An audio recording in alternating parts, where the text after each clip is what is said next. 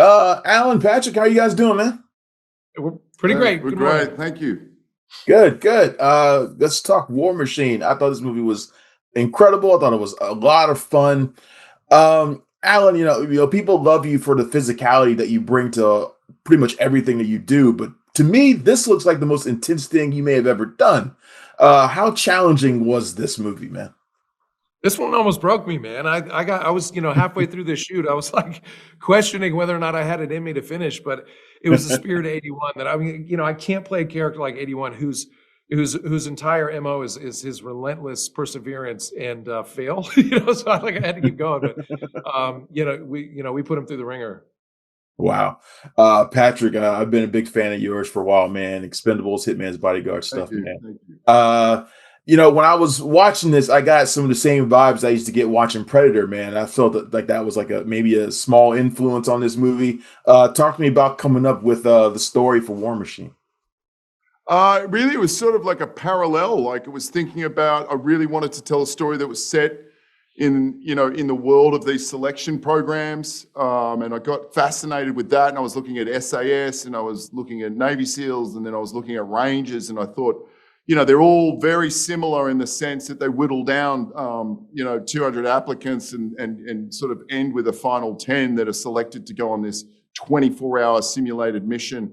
And essentially, they put in place a finish line. And I felt like that was a really unique place to tell a story if something went wildly wrong along the way in the process. And that's sort of where the story came from. And then, having a nightmare that I had about being stalked by this giant machine in the forest. It was a combination of those two elements. And we're sitting here talking about it now and making a movie about it. And nightmares make the best movies, man. Yes. Alan, this movie is, while it's about your character surviving this obviously incredible situation he's in, it's also about brotherhood. How does that play out with the rest of your cast? Do you guys sort of form like a little bond, a little brotherhood in yourselves? 1,000%.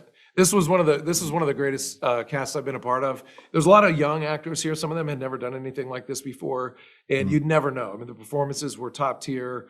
The energy was unmatched. I mean, it was just everybody came into work every day with eager ambition to just make this thing the best that they possibly could and to learn from each other. And and it was a tough shoot. When you go through something like this, like soldiers talk about going through combat together, through training experiences together that are harrowing, and there was a lot of that on this that brought the cast together. So brothers and sisters for life for sure on this one.